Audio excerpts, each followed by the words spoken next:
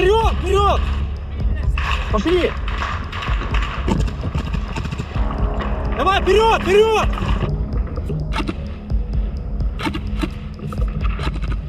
Ukrainian commander Oleksiy Tarasenko witnessed a frightening shift last month in Russia's efforts to punch through Kyiv's defense of the industrial region known as the Donbas. Standing against Russia's unyielding advance in the strategic frontline town of Kyiv, he noticed that, instead of making typical light infantry assaults, Moscow's forces were taking brazen risks by launching battalion and platoon-sized attacks, sometimes with up to 10 combat vehicles.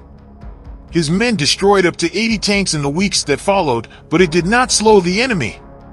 The confidence of the Russian military reflected the Kremlin's knowledge that Ukraine's ammunition supplies were dwindling as the U.S. dawdled over approving more military aid.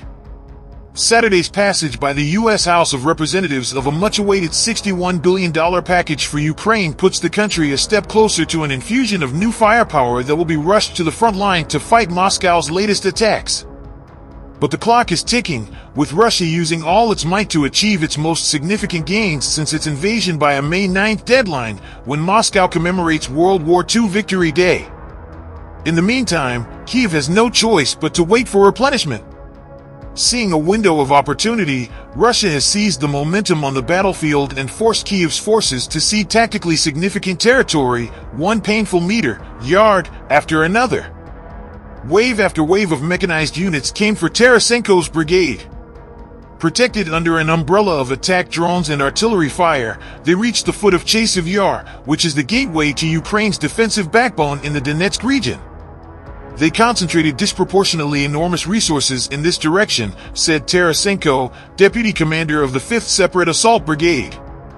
The most difficult thing is to cope with this constant onslaught from the enemy, which does not change even though the enemy is losing a lot of military equipment and soldiers.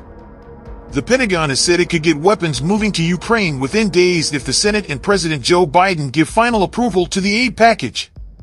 But experts and Ukrainian lawmakers said it could take weeks for the assistance to reach troops, giving Russia more time to degrade Ukrainian defenses.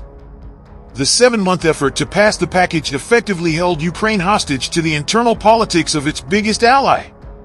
It also raised concerns about how the shifting sands of American politics will influence future military support. European partners cannot match the volume and scope of American assistance, which remains Kyiv's main hope to win the war. But that support has come with red lines, including rules that forbid using Western-supplied weapons for strikes inside the Russian Federation. Some Ukrainian officials argue that such limits handicap their ability to cripple the enemy's more robust capabilities.